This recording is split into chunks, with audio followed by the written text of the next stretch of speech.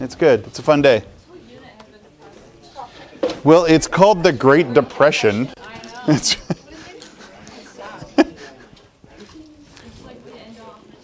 yeah.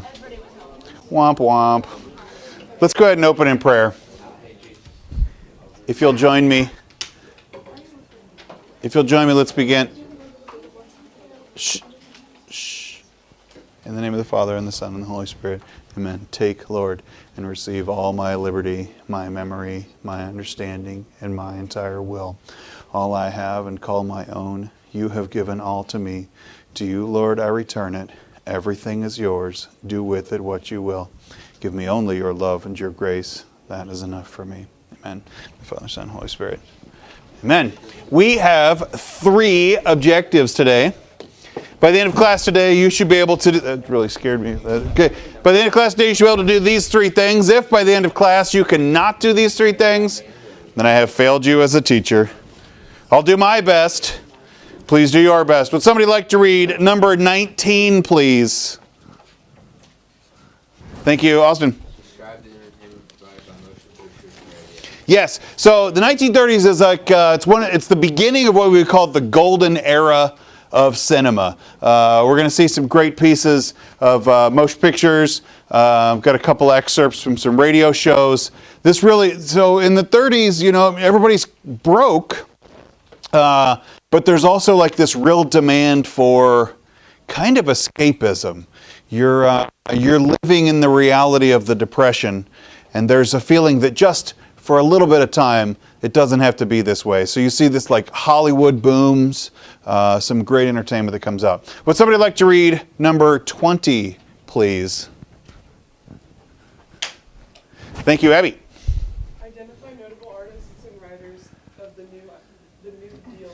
Yes, so the New Deal was an economic program, the era of the New Deal. So the New Deal also promoted the arts. Like it wasn't just about getting people to build highways and buildings. It was about like protecting all sorts of segments of the working world. So the New Deal, there were New Deal programs for musicians and artists and sculptors. It wasn't just construction jobs. It wasn't just a building project. So we'll talk about some the notable artists and writers of that era. And would somebody like to read number 21, please, the last objective of this unit? Thank you, Maria.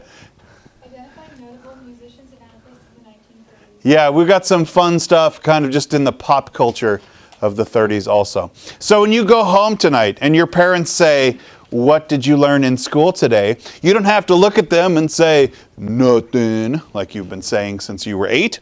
Instead, you could say, "Well, Mother, well, Father, shall we describe the entertainment provided by motion pictures and radio?" And they'll say, "Why, yes, child. That'll make a thrilling dinnertime conversation. You'll have something to talk about. How exciting will that be, huh?" So exciting. Thrilling indeed. Then let's begin in Roman numeral number 19. You know what? Your numbering looks different than mine does. Number 20. I know, isn't that horrifying? That's the Mickey Mouse Club. Before it was like a TV show, it was a newsreel, and people would go to Disney cartoons and they gave little kids masks to wear them. I know, it's like a meeting of serial killers coming. So the 1930s were difficult. All right, close your eyes if you need to. The 1930s were a difficult time for Americans, but it was a profitable age in the entertainment business, the radio industries. By the end of the decade, about 65% of the population was attending movies once a week. 65% of Americans were going to the movie theaters weekly. It was not very expensive. It was pretty easy to see a show. You didn't have television, right? And everybody knows that watching a screen is better than reading a book. And so you just would rather go to the movies. And it was cheap entertainment. It also had, like, movie theaters had air conditioning. It was kind of a new technology. So in the summertime, you'd go to the movie theaters for that. And once a week, you'd go make a trip to show. So Hollywood booms this time. The nation had 15,000 movie theaters, more than the number of banks and double the numbers of hotels. Sales of radios also increased in the 30s. By the beginning of the decade, it was 13 million. By the end of the decade, it was 28 million a year. Nearly 90% of American households owned a radio. It was affordable, reliable entertainment.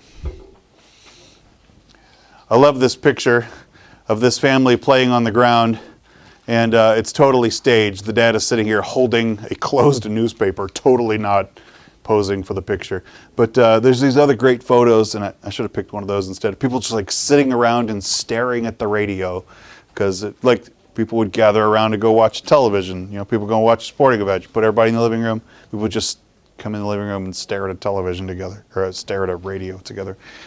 Okay, let's talk about movies. And there's a broad type of, like today, movies kind of, like there's a few categories that we're used to. Superhero films, it seems like superhero films have really dominated our movies for like a decade now. You know, some romantic comedies.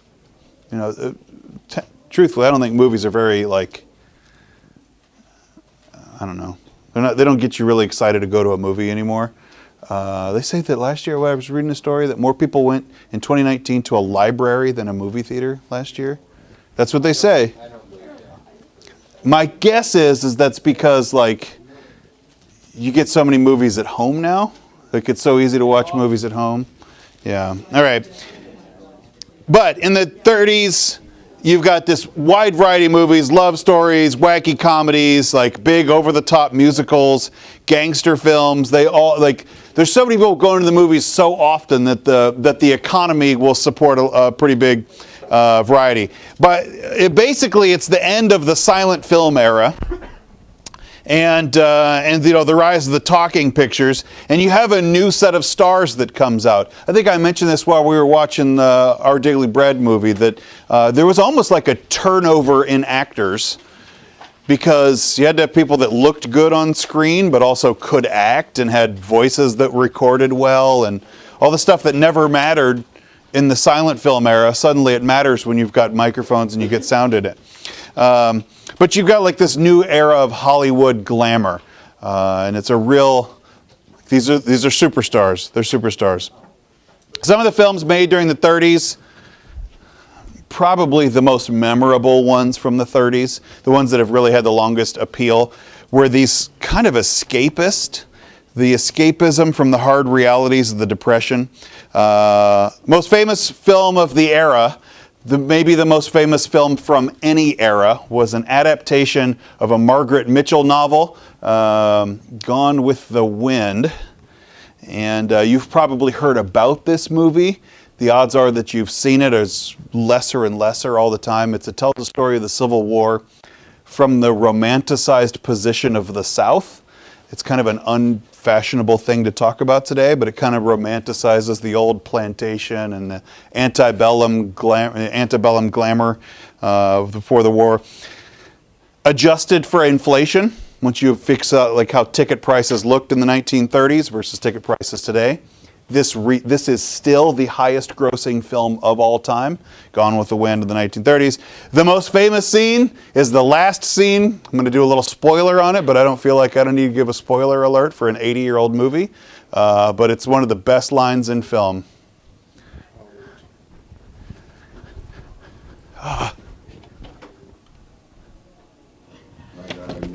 We're going to start this one again. Okay, so the two people on here, you've got Rhett Butler. He's kind of the romantic interest, but he's sort of aloof. He's fallen in love with Scarlett O'Hara, who has been married she's a serial monogamist. She keeps getting married again and again while she looks for somebody so she can take care of her life, so she can live as a rich Southern belle. He's finally sick of her crap. The war is ending. The South is not worth, the old way is over, and she represents the old way. So he's walking out at the end of their relationship. My God, and you're such a child. You think that by saying I'm sorry, all the past can be corrected? Here, take my handkerchief. Never at any crisis of your life have I known you to have a handkerchief.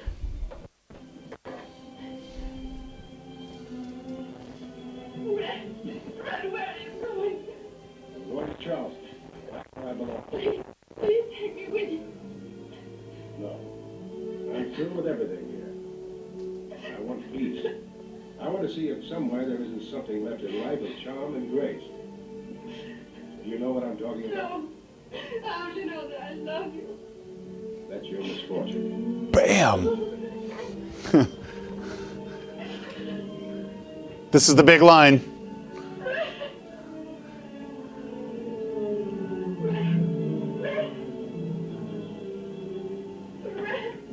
You go. Where shall I go? What shall I do? Frankly, my dear, I don't give a damn.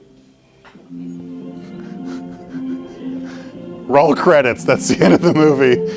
It's great. It's one of the best lines in film. All right. It's Justice for Inflation, Gone with the Wind, still the best, most highest grossing movie of all time. Snow White and the Seven Dwarfs. Snow White and the Seven Dwarfs was the first feature-length animated film. Today, when you think of Walt Disney, you think of like these sort of, cutesy kid movies and Let It Go and whatever, right? But Walt, for himself, while he was animating with an eye for telling a story that kids could appreciate, it's very sophisticated storytelling. And the animation was really groundbreaking, that it's a people thought that Walt Disney was crazy. Cartoon animation is for little shorts. They're a couple of minutes. It's Steamboat Willie at the beginning of a film. It wouldn't sustain your attention for the entirety of a movie. But Walt thought that animation and his storytelling could keep up with it. So he tried to tell a story like an actor would go tell a story, but in a totally artificial medium. It's technologically superior, but a totally artificial medium of Snow White and the Seven Dwarfs. It was also full color animation at a time that movies might not have been. It was pretty hard to have colorized. I want to show what's my favorite part of the whole show is the Hi-Ho song.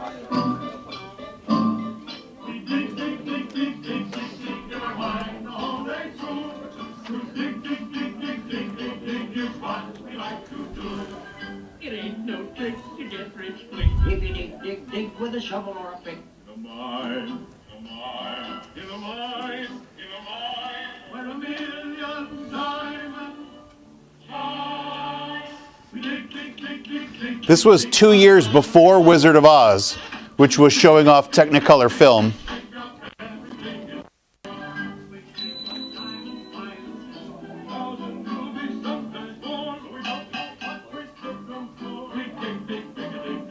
It's a big ruby just to throw away.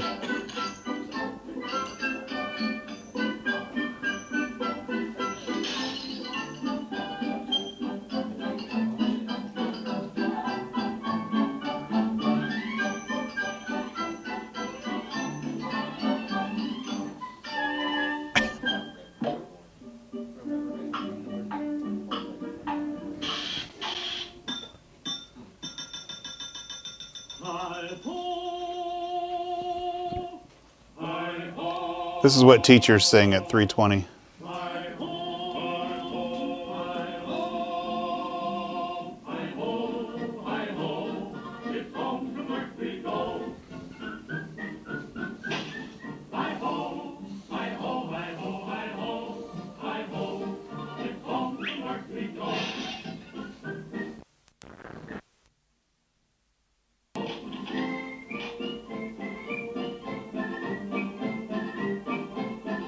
Seems not like a good lock.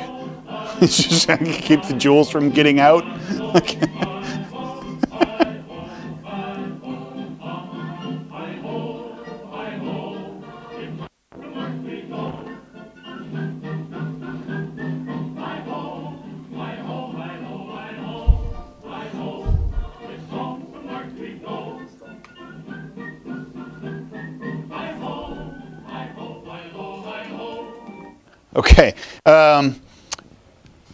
comedies.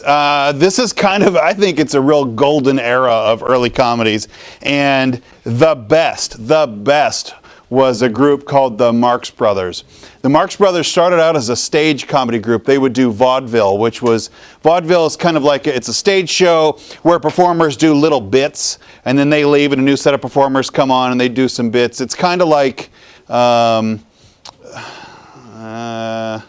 Saturday Night Live, that is sort of sketch comedy. They sort of throw together a little comedy routine, then that scene ends. But it also includes magicians that come in and do tricks and musicians that come in and play some songs. But that's kind of vaudeville. It was a stage show. And these brothers, they were actual brothers, developed this stage show that made the jump into movies. And the central figure, we're going to watch a scene from Groucho Marx, who was really the star of the Marx Brothers. Now, there's a couple of things here. Groucho Marx, his mustache is not a mustache in this era. It was made for stage, so it was makeup. It was just grease paint. He just drew a heavy black swash across his mustache, which looked fine on stage. It looks a little silly in film. It didn't make the jump. Later, he would grow an actual bushy mustache, but it didn't quite look the same. So when you see this, it looks a little ridiculous. You got to remember, this is kind of early days of film still, and it's just not recording very right. But comedies, monkey business, and we're going to watch a scene from Duck Soup, which I think is my favorite. They were a family comedy act that was in really film through the 1950s. And then later, Groucho Marx would make the jump to television to be a TV host. This is my favorite scene from one of my favorite Marx Brothers. Let's see, how do I set the stage on this? He is in a hotel, and someone is posing as him to go rob a rich person. I think is enough background to it. But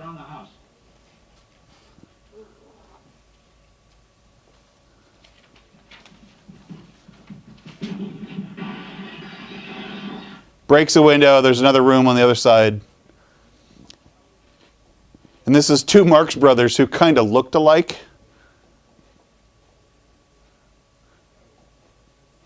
They've got to pretend that the mirror is still there.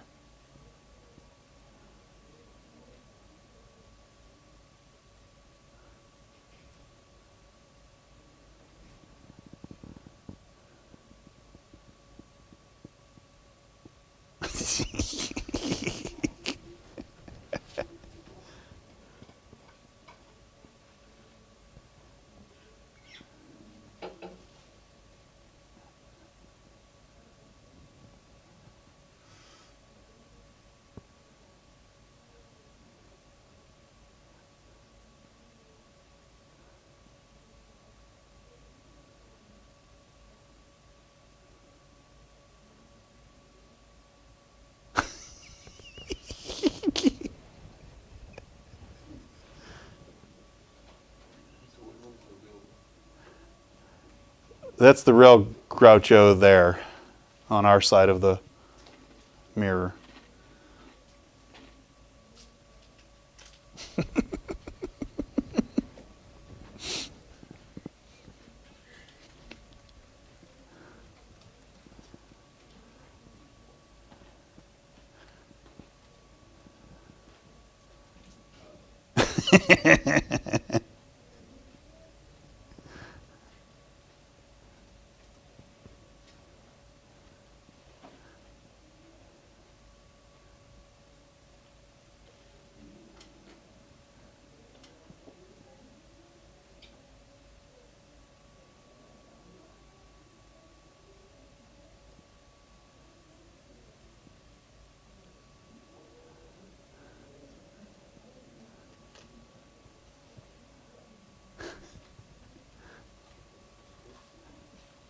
It's a good mirror.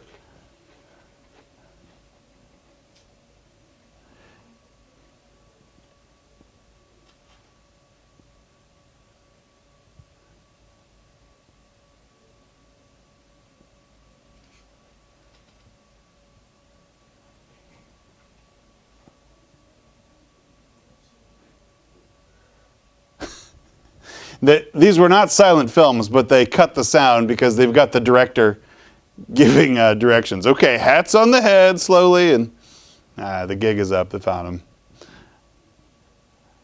Duck Soup, it's great. Watch it when you don't have to tell your friends you're watching a Marx Brothers movie, but it's pretty awesome. Americans also flock to see gangster films. So the 30s is the time during Prohibition. It's the era of Al Capone. And Americans flock to see gangster films that presented images of the dark, gritty streets. It's so... The film going public was not just escapism. It wasn't just, dwarves and, like the romanticized past. They also, like today, you would go watch some superhero movie, but you'd also watch something that was like a realistic film. Americans flocked to see gangster films. They featured these like hard-bitten characters struggling to succeed in a harsh environment. So you remember the movie Home Alone, where he puts in that VHS tape? It's the movie was like Angels with Filthy Souls, right? It's like, keep the change, you filthy animal. That's not actually a real movie. They just made that specifically for Home Alone. You're supposed to think it's a real movie. But if they made it right for Home Alone, then they didn't have to like pay any rights on showing a different film. But that's pretty typical of what people saw. You go see a gangster movie, and it was kind of like what you're seeing in that clip. And there's a few of these that really like stood out as the best. I'll show a section from the movie Scarface, which was remade in the 70s.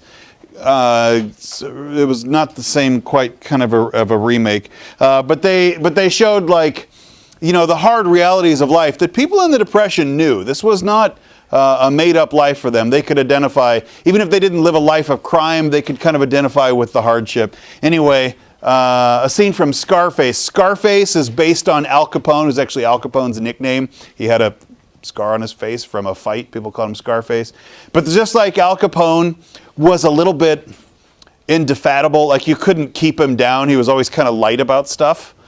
Here you see Scarface, the character, is in the middle of a firefight, but he's kind of cool with it. Like it doesn't scare him very much.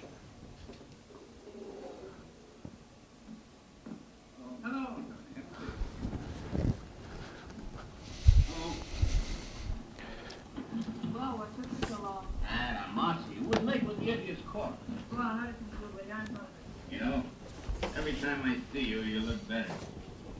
That's a cute ad. It's not the same woman from Our Daily Bread, but it looks pretty similar. Hands up, eh? No, feet. I know lots of girls. Redheads and blondes, all kinds. They all like me. Yeah, you're pretty good, eh? I'm the best. Are you gonna eat by any chance? I'm not hungry. Except for you. You got something I like. Yeah, I'm nice with a lot of zest.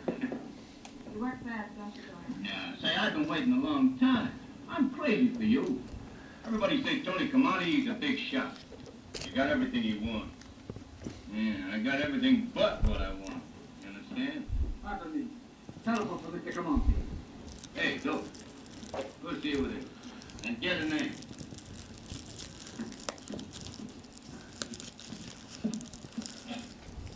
Oh, this Mr. Camonte's secretary. What's your name? I say, what's your name? This Mr. Camonte's secretary. Telephones were sometimes hard to hear. That's Tola. Talk to Lola. Hello, please.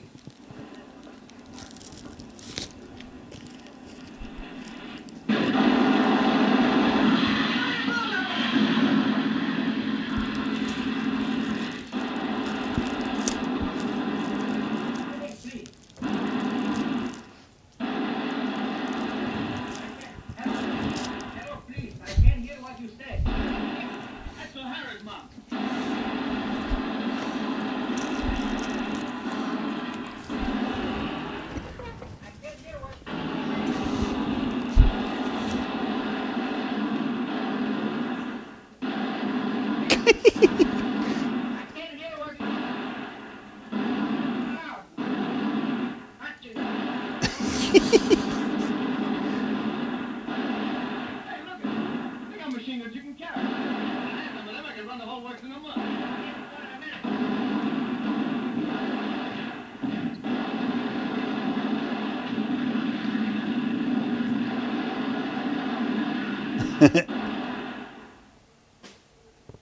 Got a new machine gun.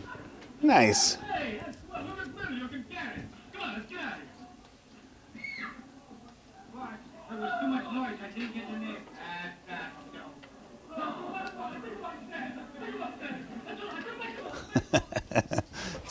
Scarface. I don't know if that name will mean anything to you on the if we were here. Howard Hughes was a movie producer. Howard Hughes would go on to be a pilot and a test pilot. He would start TWA, the airline company. If you've seen the Leonardo DiCaprio movie, The Aviator, anyway, Howard Hughes. He was a movie producer. That's how he made all his money to begin with. Okay, let's talk about radio. Even more than the movies, maybe even more than the movies, radio was the way that Americans took in their entertainment.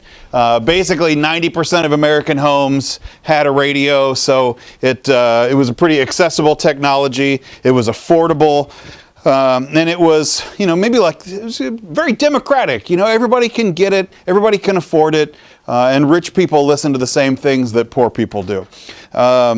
When Franklin Roosevelt would go and address the nation, he would have his fireside chats, and he would do it on the radio because it would reach people, and it just seemed so common man, like an everyday person would listen to the radio.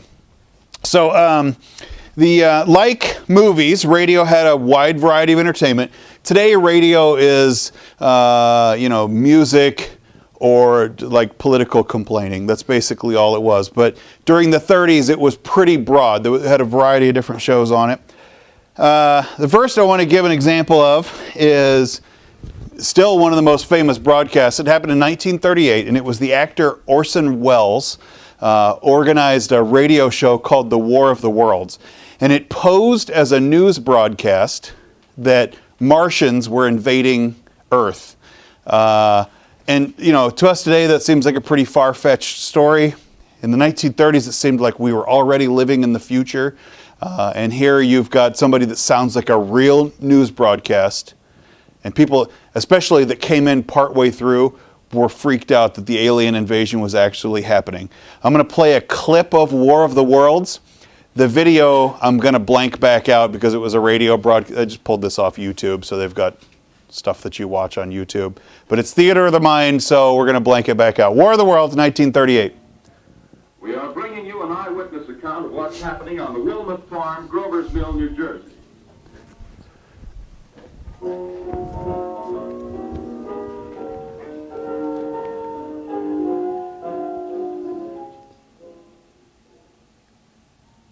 We now return you to Carl Phillips at Grover's Mill. Ladies and gentlemen, my honor. Ladies and gentlemen, here I am, back of the stone wall that joins Mr. Wilmer's garden. From here, I get a sweep of the whole scene.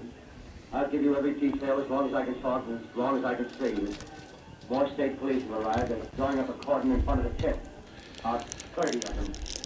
No need to push the car back now. They're willing to keep their distance. The captain conferring with someone. Can't quite see who. Oh, yes, I believe it's Professor Pearson. Yes, it is. Now they've parted, and the professor moves around one side, studying the object while the captain and two policemen advance with something in their hands. I can see it now. It's a white handkerchief tied to a pole. Flag of truce. Those creatures know what that means, what anything means. Wait a minute, something's happening. Humped shape is rising out of the pit. They can make out a small beam of light against the mirror. Radio audiences in 1938 tuning into this thing. It sounds like a real news broadcast. Created an actual panic in cities around the country.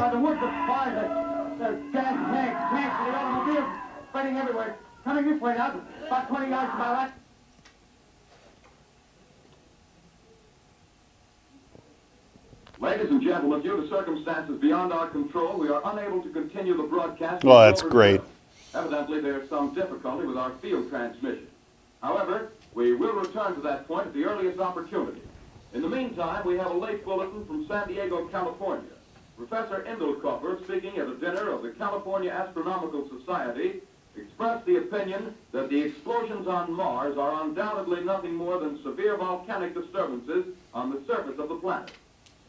We continue now with our piano interlude. The War of the Worlds, this broadcast was a national broadcast, and it created real panic in the streets. Orson Welles had to go on radio later and like apologize and say, yeah, it was kind of a stunt, an experiment, really badly. People thinking the world was ending. You know, people say like, what would you do if you only had 1 hour to live? Well, that's what people started doing. All those like throw away the future moments caused a national panic. Okay, next radio broadcast I want to show was on for a long time. It started in the 30s. They would broadcast on radio through the 50s, and then it made the jump to be a TV series with filmed action, and then later a couple of movie series. And it was The Lone Ranger.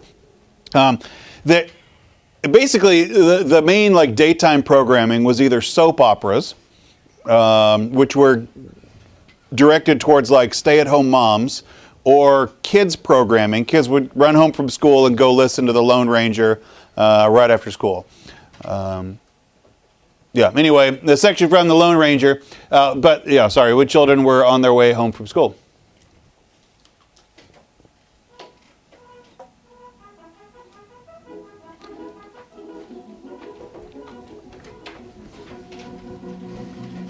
This is William Tell Overture, I think. His horse was named Silver, so he'd begin each show, "Hi-yo, Silver, away!" like they're charging in.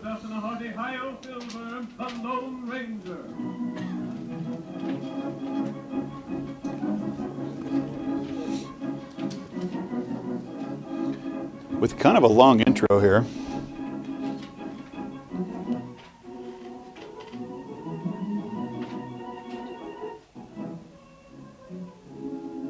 Another of the Lone Ranger stories, featuring the most picturesque and colorful character ever to ride the plains and prairies.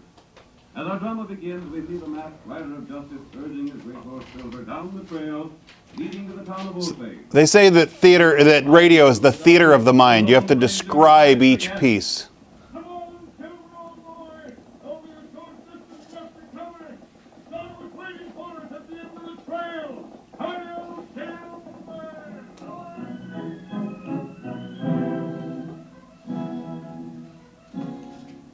Many stories had reached the people of Osage about the Bruggen brothers, two of the worst outlaws in the West.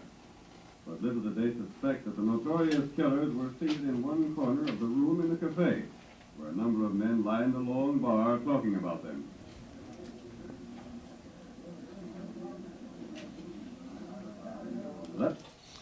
The Lone Ranger sidekick was an Indian tracker named Tonto that got a lot of flack as it tried to make it to modern audiences because today everybody learns Spanish in school. What does Tonto mean in English? Yeah, dummy. It's not very culturally sensitive today. You wouldn't name your sidekick dummy.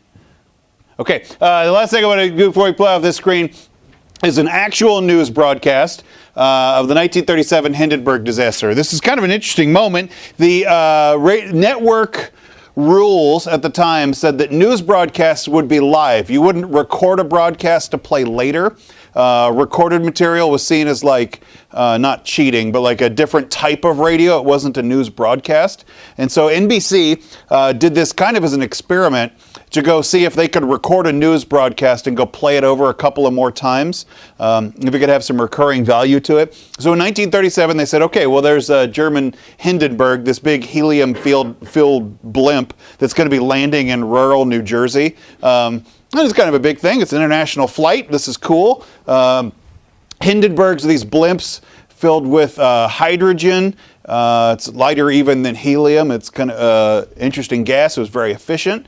And being able to take an airship and fly it over the Atlantic and land in New Jersey, that was kind of a cool event. NBC sent a radio broadcast. They also had a film camera, and you actually see the news footage here, that they were going to record this for their newsreels to show in in movie theaters, but they were also going to record it to see if they could broadcast it later, and saw what would be one of the most enduring transportation accidents of the 20th century, the 1937 Hindenburg disaster.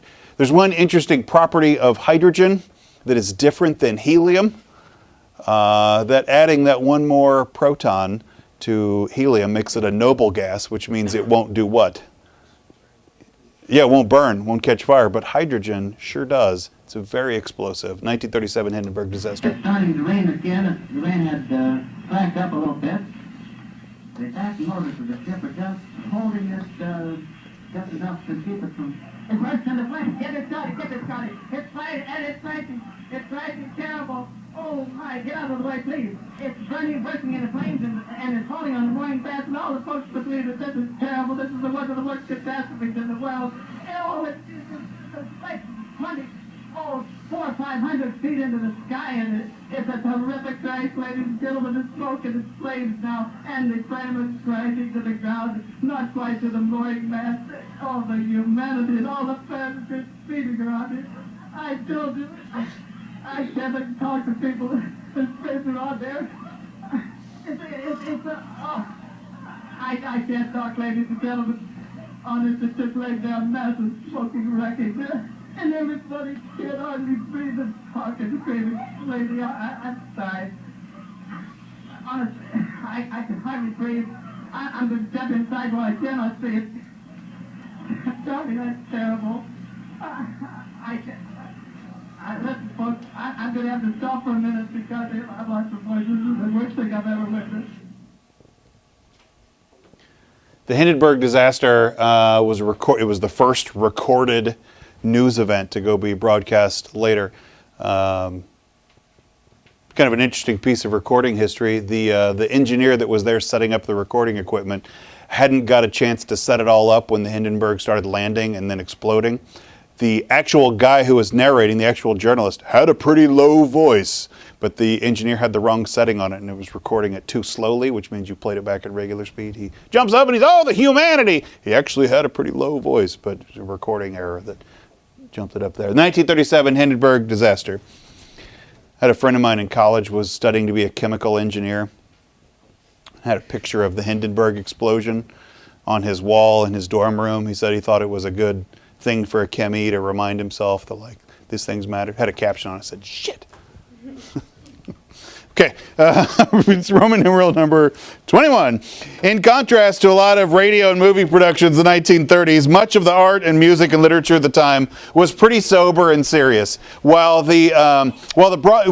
movies might be lighthearted and fun, or even sort of campy if they're gritty, a lot of the mainstream art and writing was pretty sober and serious. Despite the grim artistic tones, though, a lot of the artistic work was about trying to lift people up, because it's a reality of living in hard times. And so here we've got some people that are supported by the Works Progress Administration, which is, so far we've discussed about it as a construction company building highways and municipal buildings, but they also supported the arts and musicians and painters and sculptors. The director of it, Harry Hopkins, defended this. People say, like, really, people are starving and you're spending money on art instead of building something for America? He says, you know, they've got to eat just like other people. Their trade isn't plumbing. Their trade is music, whatever. But it was still a product of the WPA. So the division that handled visual art, anyway, was called the Federal Art Project, and it was a branch of the WPA, and it paid artists a living wage to produce public art. So they would be designing art, they'd be painting, they'd be sculpting, they'd be doing whatever, but it was for public show, not for a private piece. Like if you wanted to buy a piece of art that was put out by the WPA, it wasn't available. That was public art and it belonged to the people as a whole.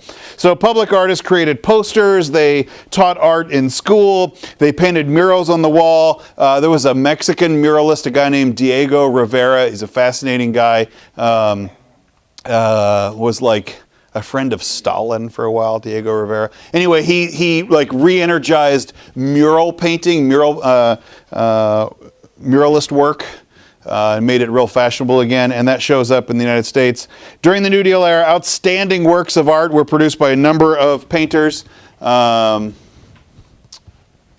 There are two worth mentioning that have some interesting connections to us here in the Midwest. The most famous piece of art probably from this era is Grant Wood's masterpiece, American Gothic. It's called American Gothic because this farmhouse they're standing in front of has this upper window that reminded people of a window in a Gothic church.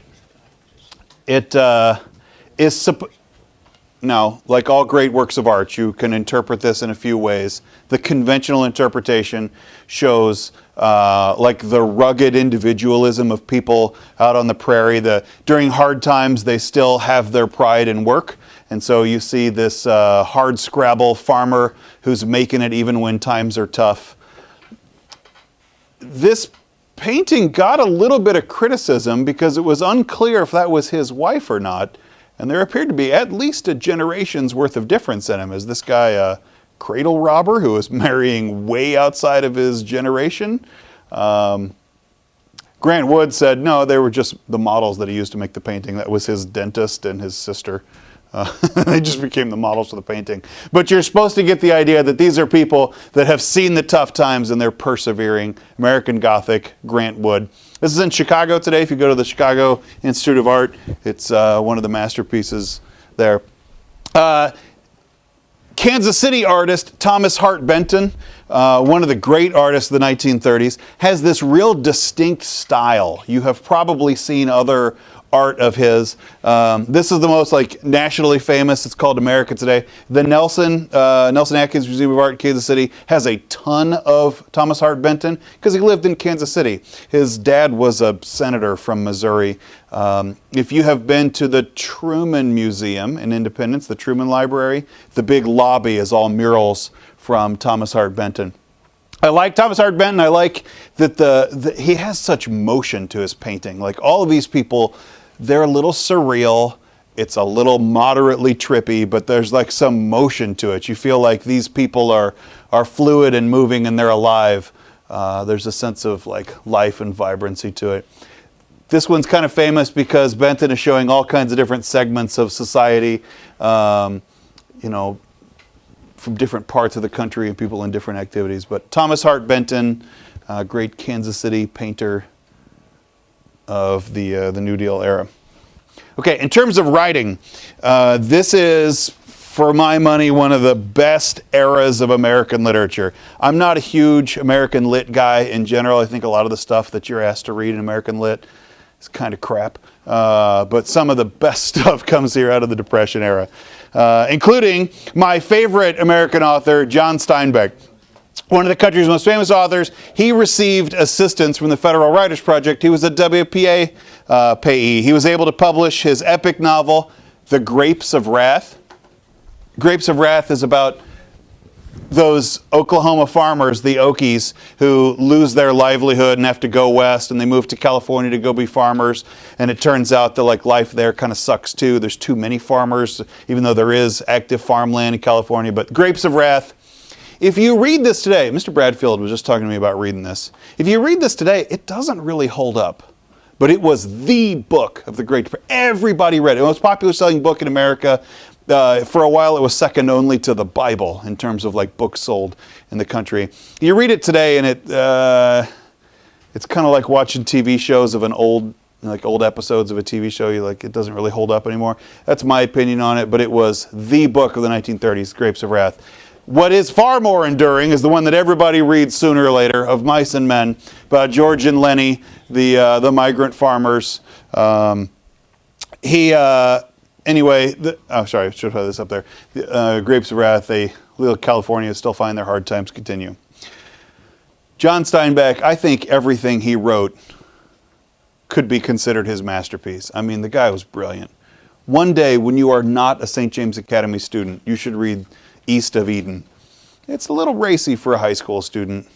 Like as a Catholic school teacher, I can't in good conscience recommend that you read Steinbeck's East of Eden. But once you've graduated and you're no longer like responsible to me, go read East of Eden by John Steinbeck. There's a couple movie versions. They're all trash. Don't watch any of them. But the book is amazing. It's like that thick too. You make an investment in your life when you're going to read it. It's worth it. It's a brilliant novel. terms of mystery novels, this was also a time people just like you're watching films of gangster movies, the idea of mystery novels that you need to solve the problem. They were, interactive to people. You got to learn all the characters and all the suspects and work your way through them. The master of it was Agatha Christie. Now, her novels, Murder on the Orient Express, the ABC Murders, she is... Okay, publishers don't keep good records of this stuff. Publishing is a notoriously bad statistics industry. But she's probably the greatest selling novelist ever, with maybe somewhere around 2 billion books on sales in her life. So it's a like I said, publishers are notoriously bad statisticians, but she is probably the greatest selling novelist ever. Now, there were some people did a little bit more cheery stuff. Writer James Agee worked with a photographer to make a book that I've never read called Now Let Us Praise Famous Men. But it was a little bit ironic that the people that are the subject of the book are not famous men. They are the people working and living everyday life. It's a book about common people who are not famous, but it shows the dignity and strength of their characters. And this is the era that produces the book that tortured you as a freshman, Our Town, The Beauty of Small Town Life in Rural New England. Some of the classes do. It's a play. It's Our Town. Basically, it is never done as a play. It's always just assigned to people to read. Yeah. There's a movie adaptation. It's weird. It's one. This is what I tell people. Yeah, it's black box acting. Yeah, there are some pieces of literature that are awesome, but they're kind of wasted on freshmen. But freshmen got to read something. Yeah, read it again when you're older, but get a little older first. Like House on Mango Street is brilliant, but everybody hates it. But it's brilliant. You got to be a little older though. But freshmen got to read something, All right. Roman numeral 22. Roman numeral number 22. Let us turn our eyes towards pop culture.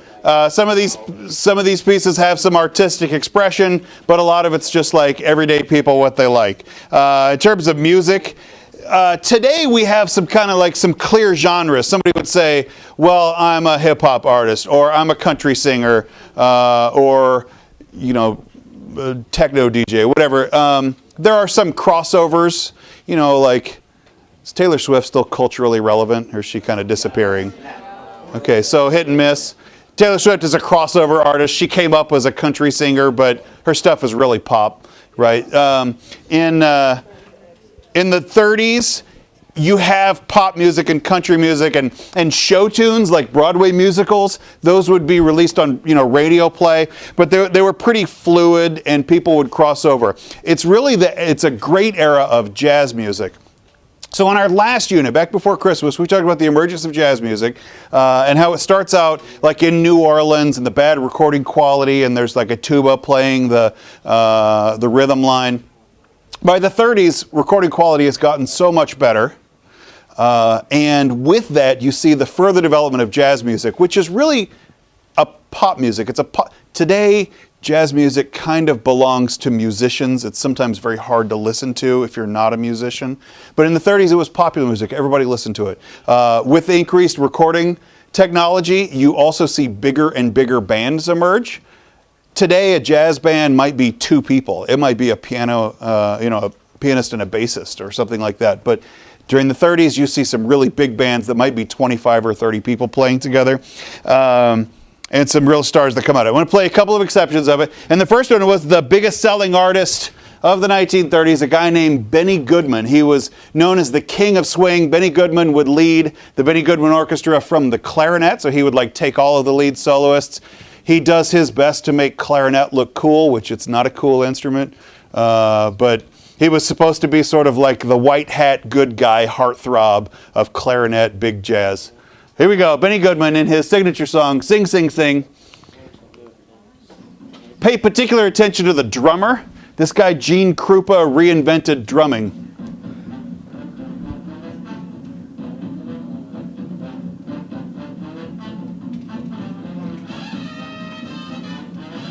Gene Krupa was probably the biggest star of Benny Goodman's orchestra besides Goodman. He developed a style that today just sounds like drumming, but it only sounds like drumming because he did it, called the jungle style, where he hit the fat part of the toms right in the middle of it, and it was supposed to sound like war drums running through the jungle.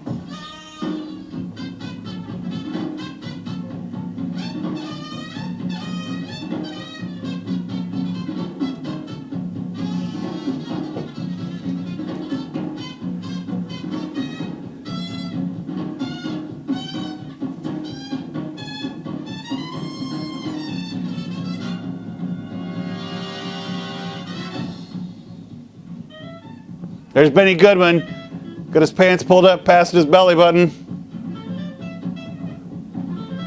Ladies, control yourselves. He was a heartthrob. Some of you boys control yourselves too.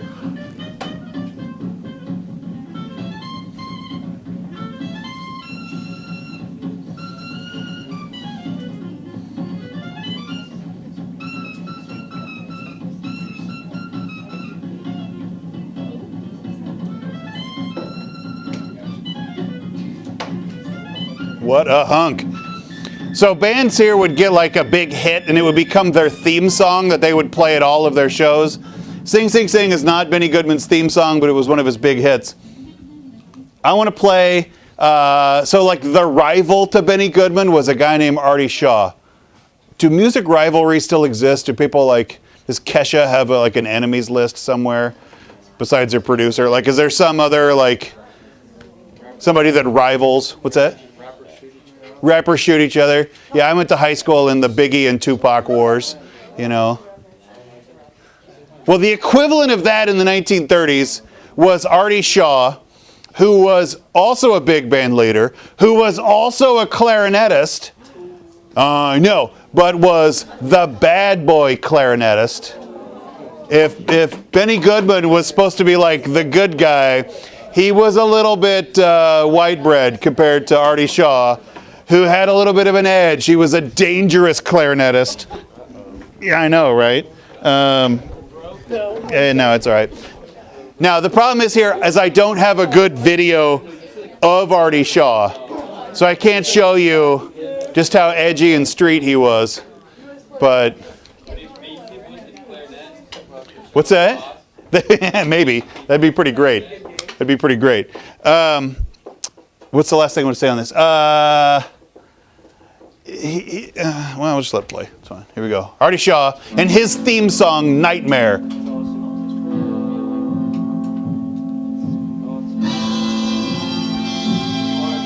It's already edgier, right? Flirting with danger.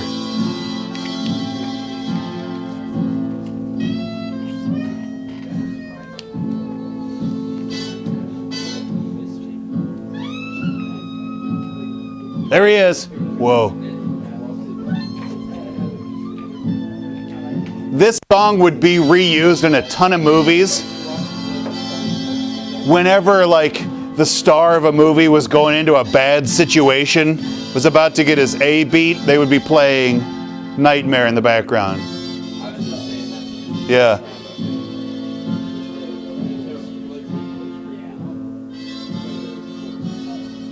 Whereas Benny Goodman's in the all-white suit with his pants pulled up to his belly button, Artie Shaw's in the black tux.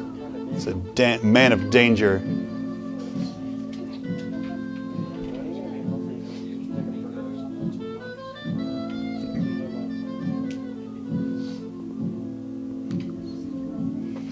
Okay, the next musician I want you to meet is one of my favorites from any era, a guy named Woody Guthrie. Woody Guthrie was a folk musician. He's probably the most significant folk artist in American history. He was a guitarist. He's not a very good singer. He's kind of, if you know Bob Dylan, that you listen to him, you're like, you kind of suck at singing. But the lyrics, they're kind of poets. that sing. This is Woody Guthrie. I'll play an example of it. He's not a very good singer. He's kind of nasally, but he sang for the everyday guy, the every person. And he's kind of the voice of people down on their luck. Folk art is not fine art. This is not a person who's a concert musician. He kind of whacks at the guitar. He's not like a talented guitarist, but he's a guitarist of the everyman. It's a folk music tradition. His most famous song still endures today as "This Land Is Your Land," and we're going to play the whole song.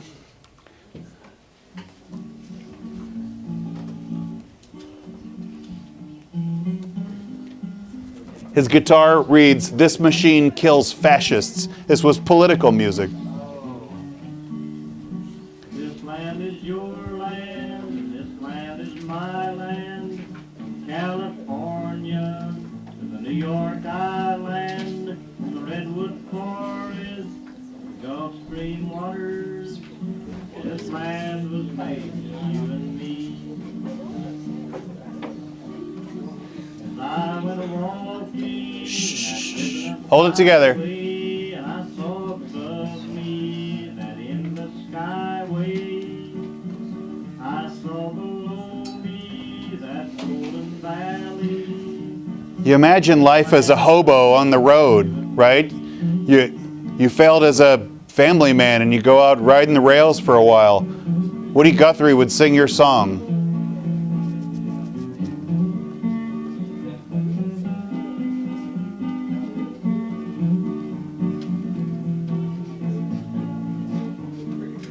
I roamed and rambled and I followed my footsteps, the sparkling sands of her diamond deserts.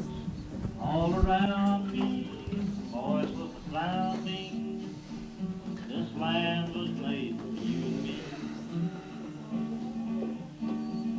There was a big high wall there that tried to stop me. The sign was painted and private property. It's the best line. But on the back side, it didn't say nothing. One side says private property. This side doesn't say anything. That side was made for you and me. When the sun comes shining, and I was strolling, and the wheat fields waving, and the dust clouds rolling, the voice was chanting, and the fog was lifting. This land was made for you and me. This land is your land, and this land is my land, from California, New York Island, Redwood Forest, the Gulf Stream waters. This land was made for you and me. Okay, we'll talk about two more people and then we'll wrap up the lecture today. First one, Jesse Owens. This guy was the subject of a movie last year, right? What was the movie? Okay. Jesse Owens was a track and field star. He did basically every non-throwing event and was amazing at it. He appeared in 1936 in the Berlin Olympics. You got to put yourself in the context of Berlin in 1936. This is peak Hitler, right? And you've got all of the racial baggage. And the 1936 Olympics in Berlin were supposed to show off the obvious superiority of, in particular, German athletes. And Jesse Owens gets out here and just blows them away. It's like this, great moment of racial equality, but also just like awesome athleticism. I got a clip on this, little interview with a couple people that were there. Pretty great. It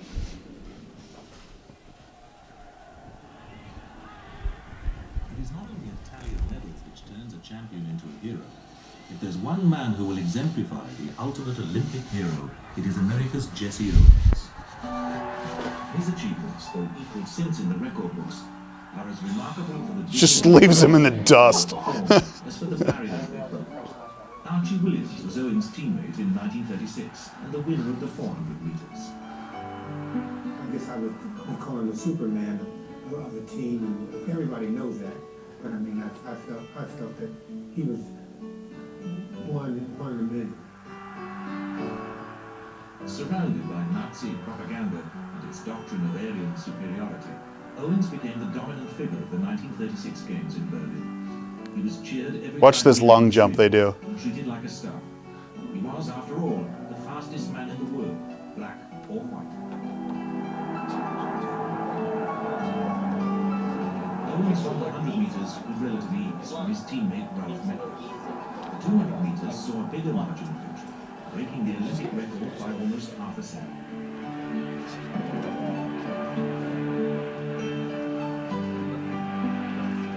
He completed the sprint treble by helping the American 4x100 meter relay team to a 12-yard victory with a world record that would stand for 20 years. 12 yards in the 4x100.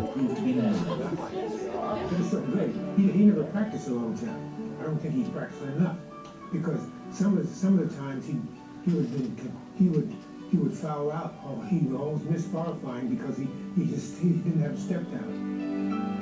Owens almost failed to qualify for the long jump until his main rival, the German Lutz Long, suggested that he move his mark back and make sure of a safe, legal jump. It's like he's got wings. Once in the final, Owens and Long battled it out in front of a strongly partisan crowd.